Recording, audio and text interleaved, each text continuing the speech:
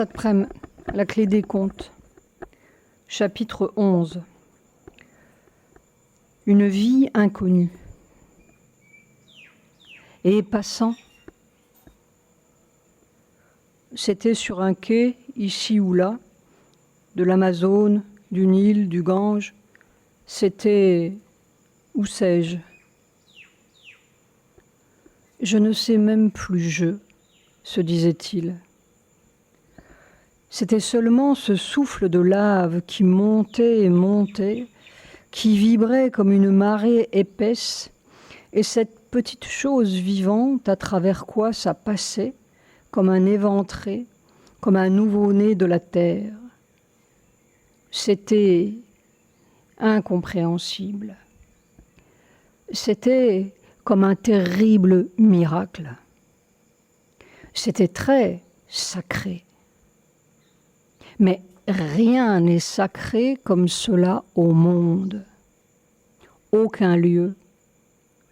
Sauf peut-être un premier vent qui souffle à travers une forêt vierge et un oiseau qui regarde ses branches, ses feuilles, ses pousses qui tremblent, et lui là-dedans, un regard. Et puis ça chante. Parce qu'il faut bien chanter ce miracle. Il faut bien crier, rugir, siffler, papillonner sur les odeurs et bourdonner pour dire qu'on est dans ce miracle.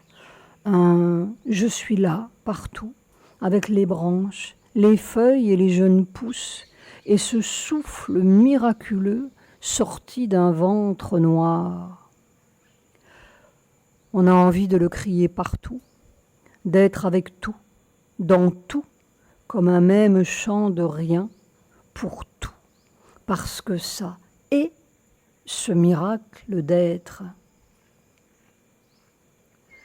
Cette jeune pousse qui n'était pas encore bigorneau, ni grenouille, ni rien qui se sait soi-même, oh, ce soi-même qui tout d'un coup est sorti du ventre noir et a fermé toutes les portes du monde et oublié son chant.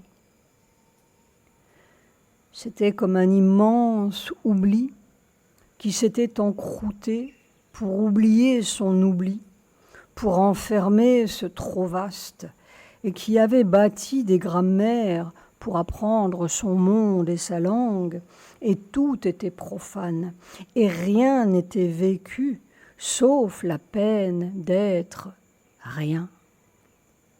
Et toi et moi faisaient des choses à prendre, à subjuguer ou à ingurgiter, à haïr et craindre et à concubiner pour agrandir la bande dans ce château de pierre ou cette église, sous cette bannière ou cette autre, sur un vieux ventre noir qui chantait tout seul et poussait des graines neuves comme par miracle, comme dans l'espoir, toujours, comme dans l'attente, toujours, et dans l'avenir de toujours qui dormait là, sous ce vieux ventre, inconnu.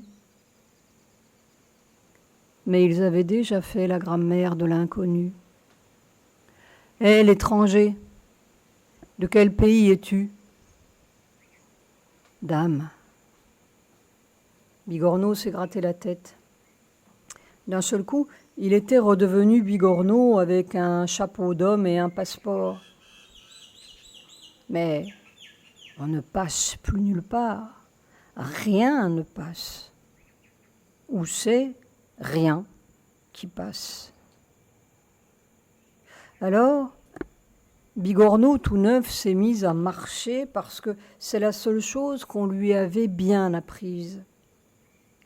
Et soudain, il s'est souvenu d'une très vieille langue maritime qui soufflait. Il faut traverser.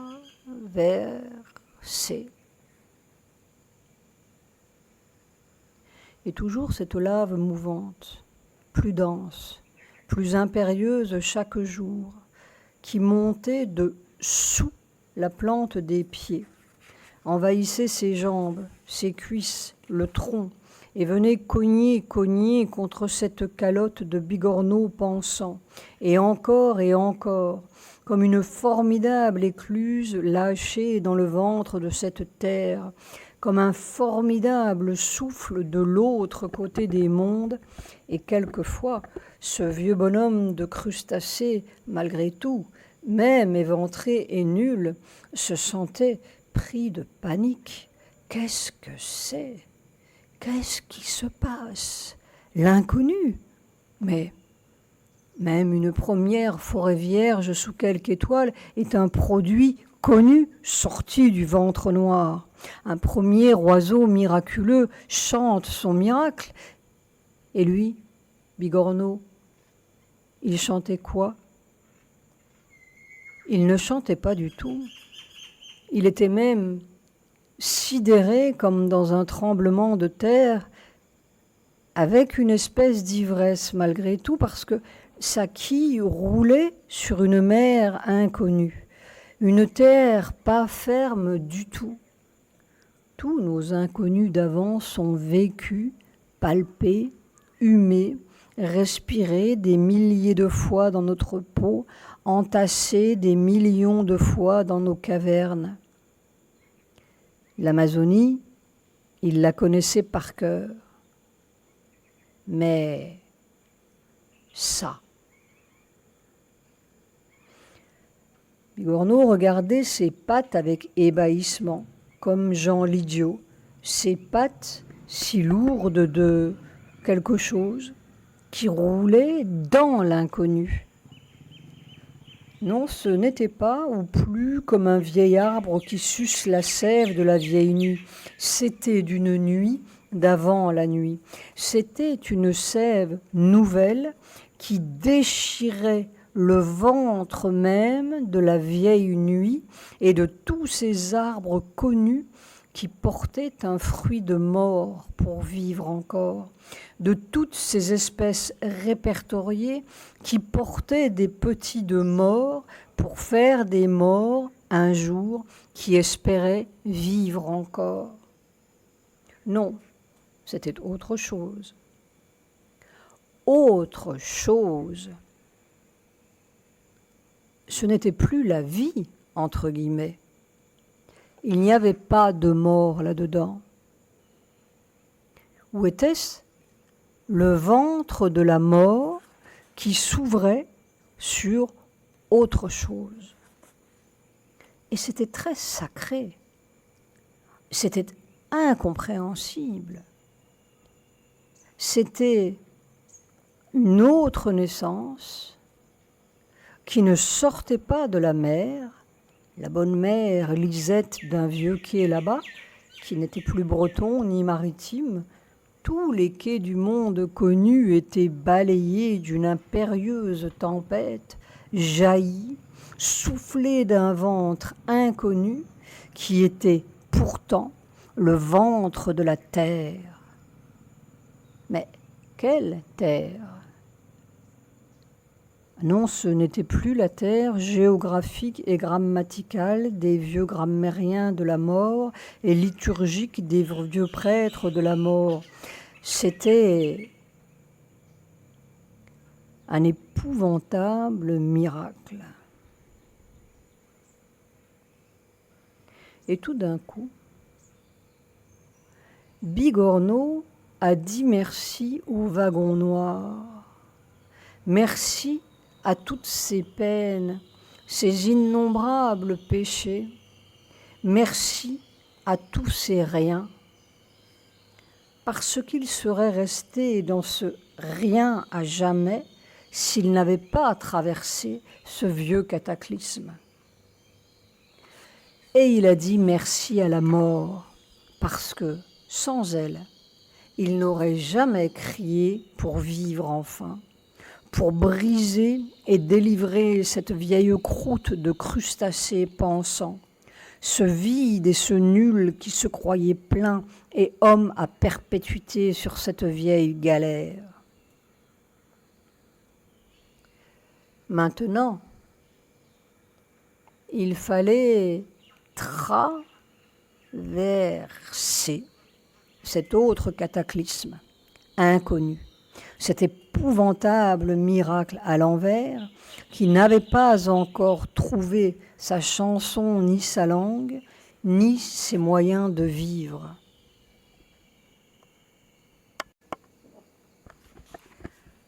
Chapitre 12. Et coule la galère. Il suivait la côte, la ligne des roches, le sable blanc où se pose la mouette rieuse et le sage cormoran tout noir perché sur le brison. On ne pouvait pas se tromper. Il y avait une côte. Mais ces pas lourds et bizarres qui marchaient avec lui tanguaient un peu comme sous le souffle de quelque Poséidon, et il mendiait son bol de riz ou de n'importe quoi, ici ou là, parce qu'il faut bien, encore, nourrir cette espèce de chose ambulante. Mais ce n'était pas cela qui nourrissait. C'était comme un vieux sillage qu'il traînait. Et là-dedans, il y avait un étrange alizé qui vibrait, qui montait toujours du fond de l'inconnu. Cette vibration, cette onde lourde et pourtant si légère, qui le sillonnait de part en part, c'est cela qu'il écoutait. C'était comme son secret muet, et c'était si indiciblement sacré.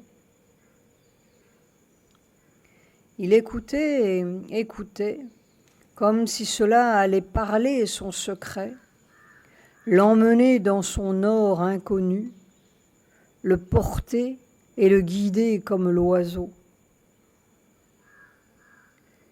Qu'est-ce que cela écoute?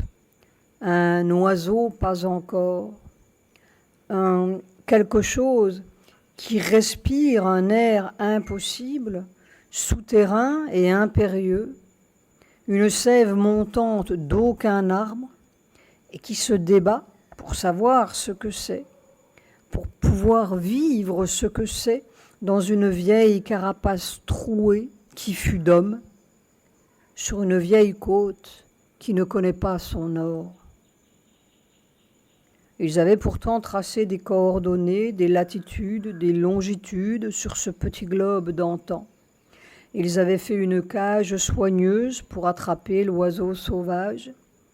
Ils avaient trouvé des sextants, posé des phares et des balises pour faire naviguer leurs navires. Mais la galère coulait et les hommes à bord devenaient fous, se mutinaient et s'entretuaient pour attraper les derniers vivres dans les cales. Et les cales étaient vides. Les cales étaient vides. Ils avaient tout vidé. L'oiseau sauvage avait ouvert les ailes et quitté le bord. L'oiseau de toujours, qui avait navigué sur leur terre et d'autres, logé sur ce navire ou d'autres, et dans leur cœur. Mais leur cœur était vide comme leur cale. Et ça coulait parce qu'il n'y avait plus rien à bord. Et les maîtres à bord avaient perdu le nord. Lui, l'oiseau, pas encore.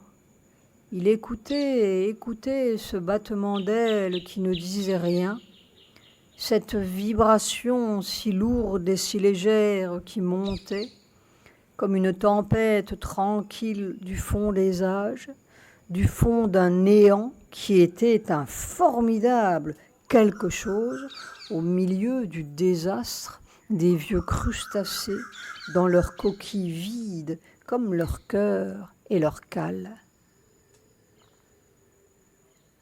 Mais il y a eu plus d'une coquille vide depuis les temps, sur de vieilles plages disparues, plus d'un squelette fossile pour faire de l'avenir obstiné. Et quel était cet oiseau obstiné qui battait encore dans un cœur assoiffé pour faire de l'avenir malgré tout ou à cause de tout? Allait-il faire des squelettes améliorés ou quoi? C'était la question battante dans son cœur, la vibration qui fait vivre, la question qui fait naître. L'oiseau de toujours n'a pas besoin de faire de la géographie, ni des coordonnées, ni d'encager le miracle. Il vit toute la géographie d'un seul coup d'aile et ses coordonnées rieuses à chaque instant. Mais lui, l'oiseau pas encore né ou impossiblement né dans ce tremblement de terre sous ses pieds, incompréhensiblement là, sans sextant ni compas. La galère coulait. La mort reprenait son bien. Et lui, ce vivant malgré tout d'une vie qui ne se savait pas elle-même comme sortie de sa propre tombe. Alors ce battement d'aile a viré dans son cœur et il a viré de bord. Il a quitté la côte, les mouettes rieuses, les ports, les quais et cette galère qui coulait par l'avant. Va là-haut. Il y a un homme qui sait, semblait dire cette chose qui vibrait dans son cœur comme un premier souffle d'aucune langue. C'était de la géographie immédiate.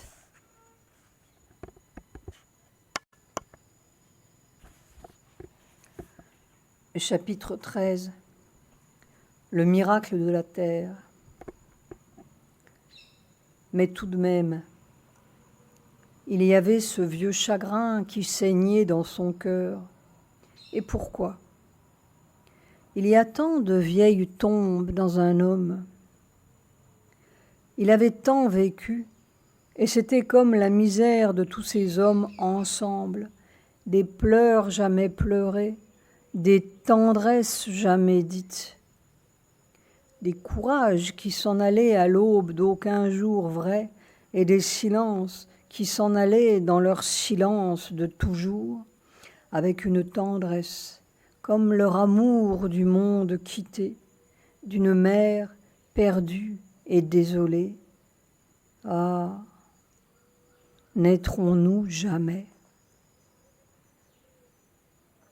Pourtant, il était né, ce petit homme, à une aube fabuleuse et inconnue. Mais que lui servaient toutes les aubes et toutes les fables si un cœur peine quelque part, si un amour s'en va tout seul dans la vieille nuit de la terre, si un petit là-bas va et vient et court et se cogne contre rien, si un vieux naufragé de la vieille galère s'enfonce dans ce trou insensé, dans ce vieil océan qui garde tout, les peines, les amours, les espoirs, les désespoirs, les morts qui recommencent pour espérer. C'était une misère si profonde que cela faisait un joyau de feu au centre de ce cœur abyssal, ou une blessure qui saignait de toutes ces peines jamais guéries. C'était son oiseau de feu, sa mouette sauvage qui battait des ailes sur son rocher tout seul. Et n'étions-nous pas nés pour être tous ensemble dans une même vague sauvage et tendre, dans un même cri? Où était le sens de toutes ces routes à l'infini, de tous ces caps mal virés, et ces bouées vertes qui soufflent çà et là un cri immortel pour le grand vent? Il allait, ce petit homme, ce nouveau-né d'une grande question. Il grimpait le sentier inconnu, conduit par ce battement d'ailes, cet oiseau de feu qui était comme son propre cœur battant. Il a marché longtemps, avec sa lave de fond qui montait, montait, dense et impérieuse, inarrêtable, comme un premier cataclysme pour une première vie sous quelque étoile. Et il est arrivé aux premières neiges là-haut, qui ressemblaient tant à ce cri ébloui quand les glissières du wagon noir se sont ouvertes sur le grand nu. Je t'attendais, petit. Une bergeronnette s'est envolée avec un cri, avec une goutte d'eau qu'elle avait bue de la petite cascade. Elle allait vers les plaines et le fleuve, semer son cri pour qui entend, pour qui veut. Et qui veut? Elle allait semer une petite goutte d'eau claire pour qui a soif. Ô petit! Son regard bleu s'en allait à l'infini, s'en allait dans l'infini du cœur d'un petit homme, se perdait là comme par des siècles. Et l'enfant a bu cette seconde qui rassasiait tout, qui emplissait tout, comme la victoire déjà gagnée sur toutes les nuits et toutes les peines, comme le baume qui efface tout dans un amour qui était toujours, toujours, comme un sacre. Et où donc était le chemin pierreux? Où le nom là? C'était tout là. On pouvait se perdre là comme un petit flocon dans la grande neige. Alors, le vieux des ans a regardé encore, et c'était une autre seconde. Et le bleu de ses yeux était devenu comme du feu, comme un trésor de feu sans fond. Et le petit a frémi. C'était un grand battement d'ailes sauvages par les mers de son corps. C'était comme un cri pas encore crié. L'enfant a bu cette seconde de feu qui venait rejoindre le feu de son cœur et la vieille blessure et cette lave qui montait des grands fonds, comme s'il se souvenait soudain des siècles et d'une terre et des petits de la nuit qui couraient sans savoir. Et le vieux a parlé dans une langue qui faisait un grand battement d'ailes par les ans et les écumes, qui faisait comme une musique oubliée et revenue. Et le petit a frémi encore dans son cœur et dans son corps, comme la risée qui court par une mer inapaisée.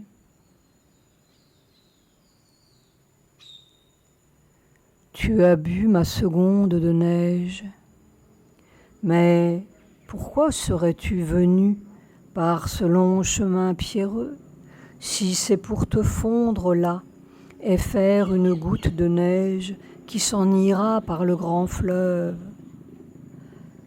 Garde ma seconde de neige au fond de tes jours et des cailloux du long chemin.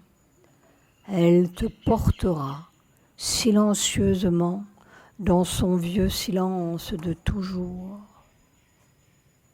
Mais tu es né pour un cri, tu es né pour un chant, tu es né pour un amour brûlant sous la vieille roche des ans. Et tu portes la vieille croûte des siècles pour lui arracher son énigme et son miracle.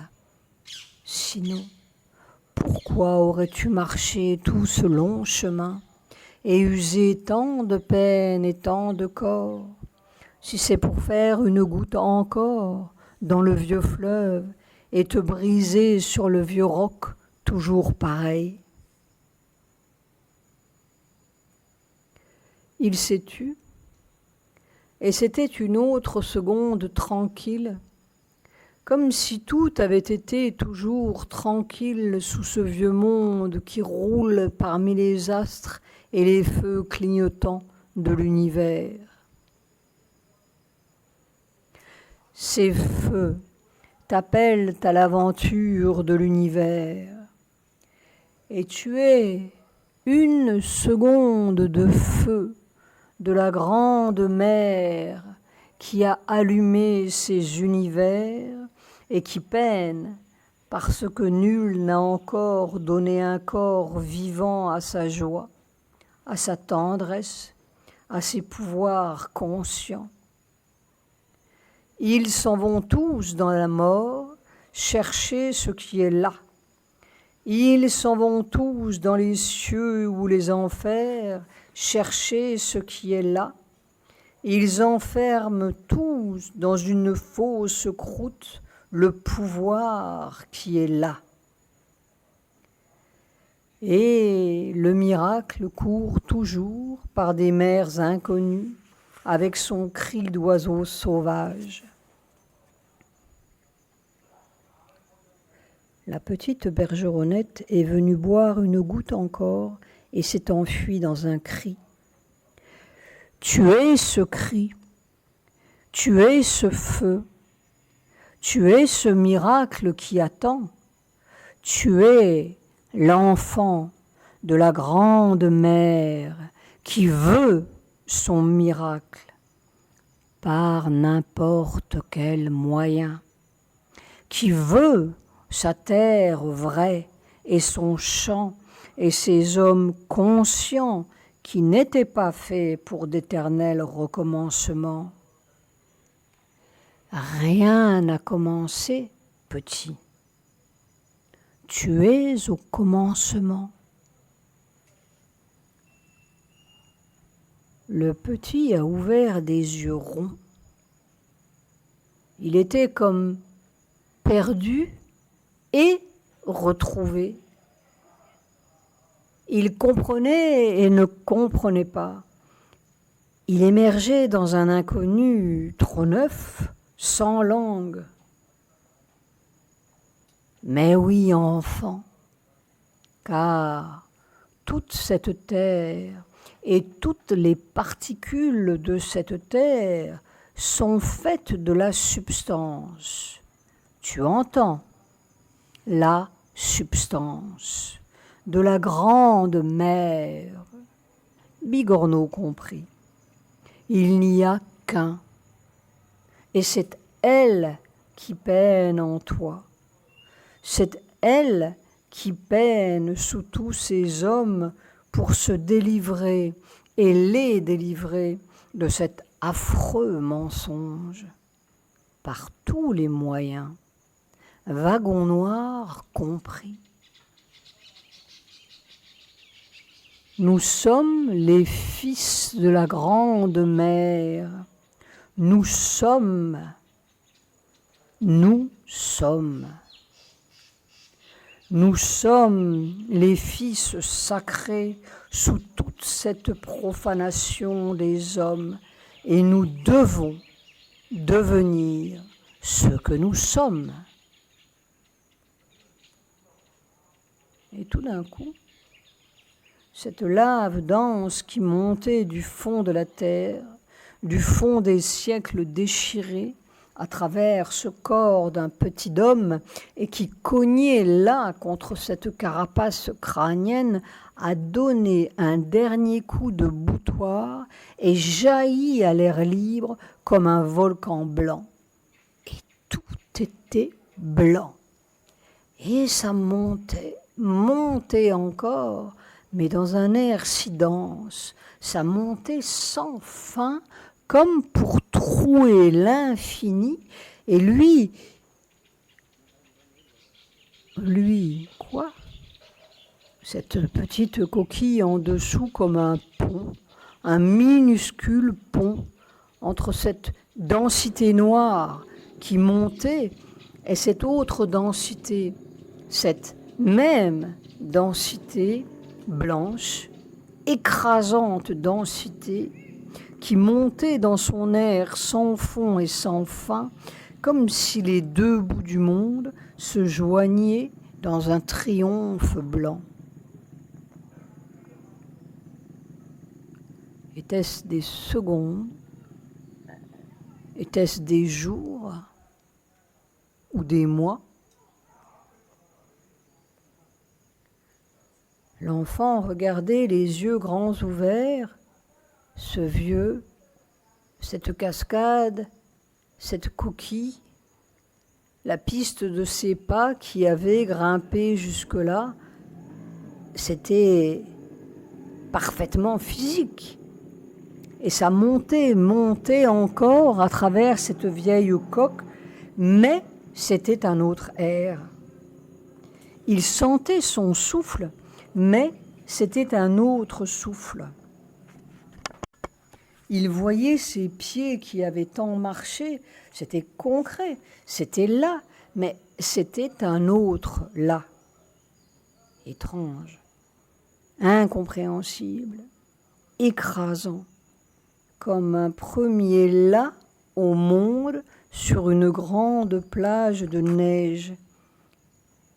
Et le vieux qui regardait. On aurait dit qu'il souriait. Tout était pareil et tout était différent. Puis il y eut un arrêt.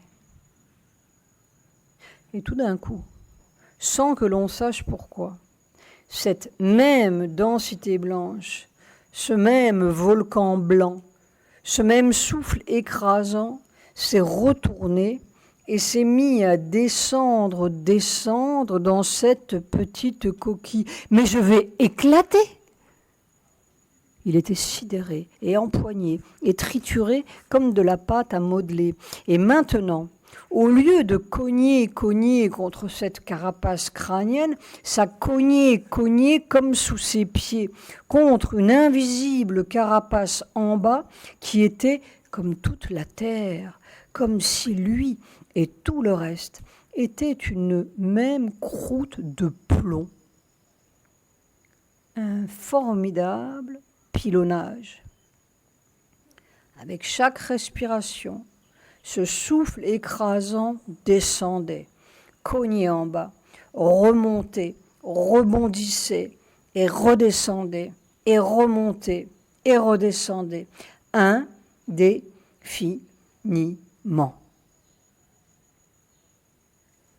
C'était une puissance, un Niagara de puissance solide, aussi inarrêtable que l'écluse noire qui s'était ouverte sous ses pieds dans ce trou de rien qui criait tant pour avoir un sens au milieu de ces morts vivants.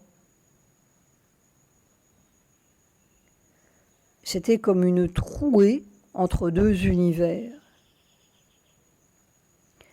Il débarquait dans un autre monde, qui était le même pourtant, pilonné et écrasé par un formidable quelque chose qui était comme la vie de la vie.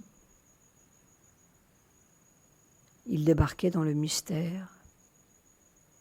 Il débarquait dans un terrible miracle, qui était comme le miracle de la terre, lui, tout petit et tout pareil, comme un premier vivant qui ne sait pas très bien comment respirer cet air-là.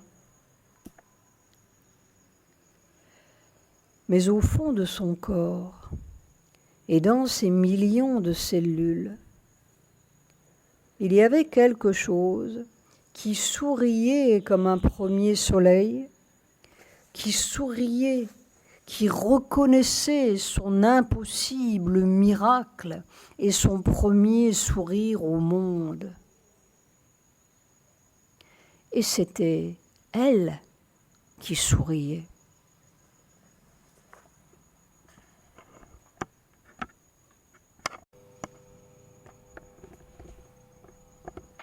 Satprem, la clé des contes, chapitre 14. Un corps impossible.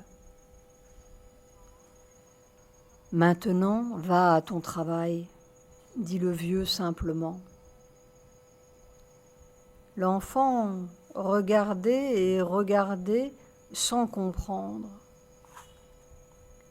Mécaniquement, ou avec ce battement d'ailes sauvage, il a repris le même sentier, pas à pas et lourdement, écrasé et pilonné par cet air sauvage qui faisait 1 million de petits sourires dans son corps effaré et bouleversé. Il s'est assis sur un rocher. Il regardait les plaines là-bas, un peu roses, et le grand fleuve qui coulait de la petite cascade, pareil. Et plus rien n'était pareil. Il a regardé longtemps. Et cette incompréhensible puissance qui martelait son corps et le rocher sous lui, qui pétrissait et pétrissait cette vieille carcasse comme de la pâte à modeler, et ça résistait, ça écrasait comme s'il était un paquet de fer, comme s'il était le naissant d'une vie nouvelle et l'agonisant de la vieille vie. La vie et la mort ensemble, dans la même peau, l'impossible et le possible, comme un vieux poisson des abysses projeté sur la plage des millénaires. Et c'étaient des millénaires qui se débattaient dans sa peau, et comme un ange zéro qui absorbait ce soleil par 1 million de pores. C'était adorable, ce soleil. Il a fait quelques pas, et encore il s'est assis sur un rocher. Il regardait et regardait sans comprendre. Et c'était tout son corps qui regardait et comprenait sans comprendre. Comprenait par un petit cri partout. 1 million de petits cris gémissants et souriants qui étaient oui et oui 1 million de fois parce qu'il n'y avait que du oui ou quoi. Le oui, c'était battant et marchant. C'était ce pas et encore ce pas. C'était le seul possible ou quoi. Mourir, ça n'existait pas. Ça n'existait pas. C'était le songe des millénaires de la vieille nuit. Tout son corps le criait. Il était dans un indéfinissable chaos. Il a fait quelques pas encore. Il regardait son chaos ambulant. Mais ambulant quand même. C'était un impossible miracle, mais un miracle quand même.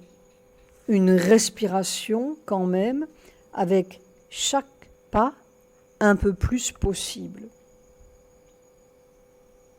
Et puis, cette adorable chose qui était si pleine, si étante, comme une densité d'être ensoleillante.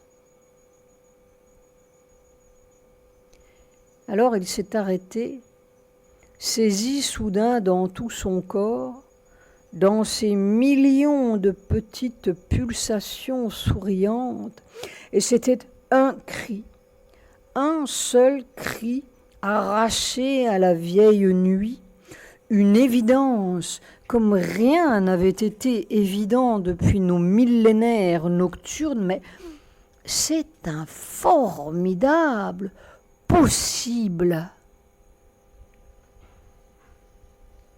Et tout a basculé sous ses yeux.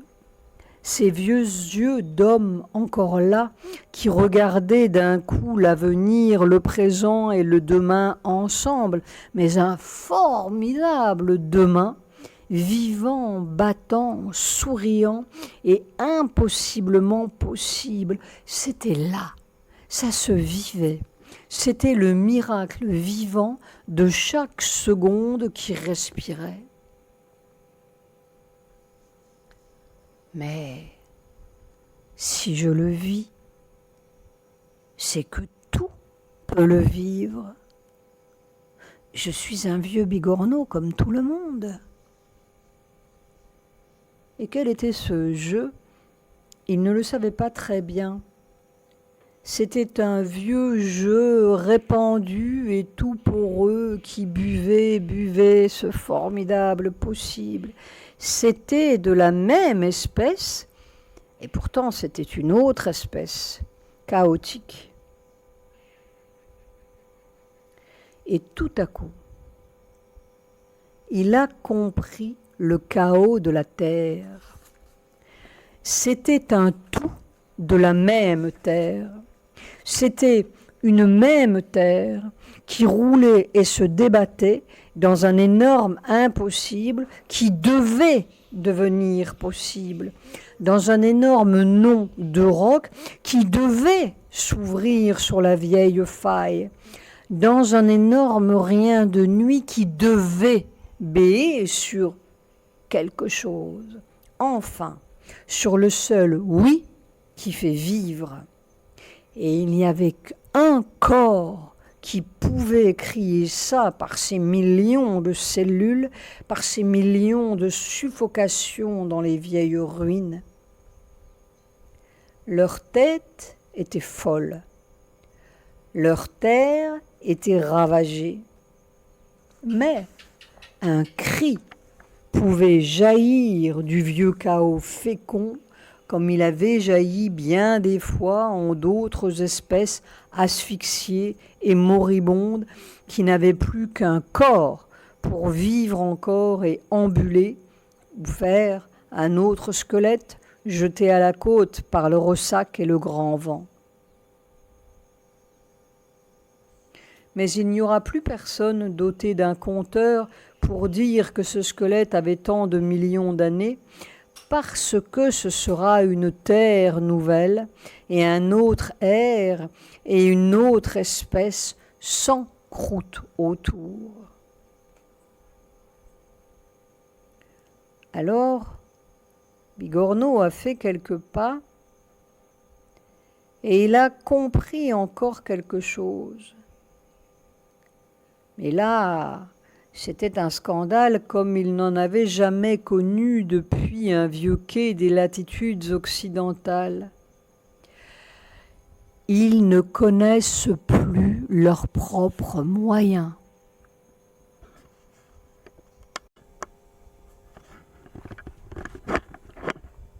Chapitre 15. La grande imposture. Ils ne connaissent plus leurs propres moyens. Bigorneau a fait quelques pas encore. C'était lourd et écrasant. Mais c'était la vieille quille qui pesait.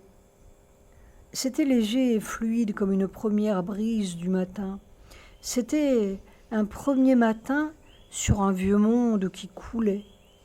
Il fallait inventer le nouveau moyen. Il fallait marcher dans ce quelque chose qui frisait sur une mer inconnue. Un pas, et encore un pas. C'était la vieille coque qui pesait. On aurait dit des os, un squelette qui peinait, marchait quand même dans quelque chose. C'était si léger et impalpable, et écrasant dans cette vieille croûte. C'était la vie même qui marchait dans un vieux mort, des milliers de morts empilés, une couche et encore une couche, dans une préhistoire mortelle et inétante.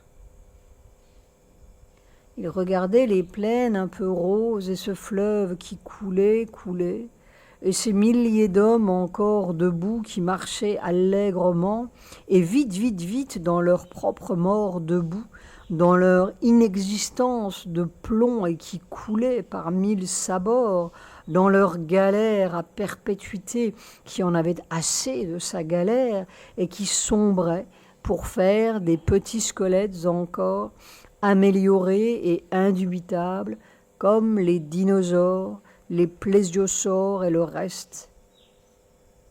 Ils n'avaient pas les moyens de faire autre chose. Ils avaient perdu tous les moyens de passer à autre chose. Même leurs cellules étaient chimiques. Ils étaient encroutés, une fois pour toutes, dans leur science qui savait tout, ou allait bientôt tout savoir, et dans leurs saluts terrestres, célestes ou infernaux, pour l'éternité du bon Dieu ou du diable. Bon sang, c'est pas possible d'être aussi bouché. Et Bigorneau regardait et regardait la grande imposture des crustacés savants, pensants et digérants, et aussi primitifs dans leur science que dans leur religion. Ça coulait d'âme, et ils ne connaissaient pas le passage. On les avait encroutés de tous les moyens possibles de ne pas connaître leur propre connaissance et de ne pas vivre leur propre vie et de ne pas sourire dans leur propre corps. On les avait volés de leur propre vie et de leur propre miracle et de leurs propres yeux. Ils avaient tout vu au bout de leur microscope et de leur sacré catéchisme. Et personne ne s'était aperçu que ce monde vu et télescopé et radiographé et irréfutablement pourvu d'un Dieu céleste et baptisé était un monde vu par des yeux de crustacés, pensé par les cerveaux de crustacés et sanctifié par des dieux crustacés. Si on sort de là, c'est autre chose. Mais personne ne savait comment sortir de là. Personne ne savait son propre secret. Ils étaient dans un super wagon noir de luxe, avec des antennes de tous les côtés et des pinces et des crochets très améliorés pour digérer le voisin. Ils savaient seulement améliorer la mort. Ils savaient seulement comment élargir leur jeu de crustacés, leur religion de crustacés et leurs moyens de crustacés pour englober dans leur folie les témoins encroutés pour englober dans leur folie les moins encroutés qu'eux, jusqu'à ce que toute la terre soit une seule et même croûte solide et asphyxiante. Mais il y avait un impitoyable miracle au fond de la matière qui voulait son propre miracle par tous les moyens et qui faisait sauter tout ça.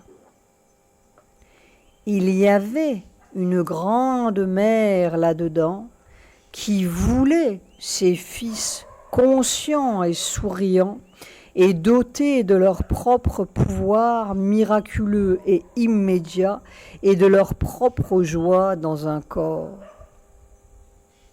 Ça résistait partout, dans le squelette de Bigorneau comme dans le corps de toute la terre. Mais la résistance même bâtit l'intensité qu'il faut pour briser la résistance. Et la grande mère pilonnait et pilonnait cette terre pour délivrer sa propre joie enfouie, son grand oiseau sauvage et sa tendresse sans mort. Bigorneau a fait quelques pas encore, et ça marchait toujours. C'était en marche, partout. Il était trituré et pilonné et pétri comme de la pâte à modeler mais il voyait le grand miracle en marche, et c'était si fabuleux, si merveilleux dans le chaos. Enfin, on allait sortir de tout ce malheur et ce mensonge par le vrai moyen, par ce qu'on est. Lentement, il est redescendu vers les plaines et le tumulte et les peines, et il a fait toutes sortes de découvertes en route, avec chaque pas, comme si ça jaillissait tout seul. 12 janvier 1997, Vivekananda.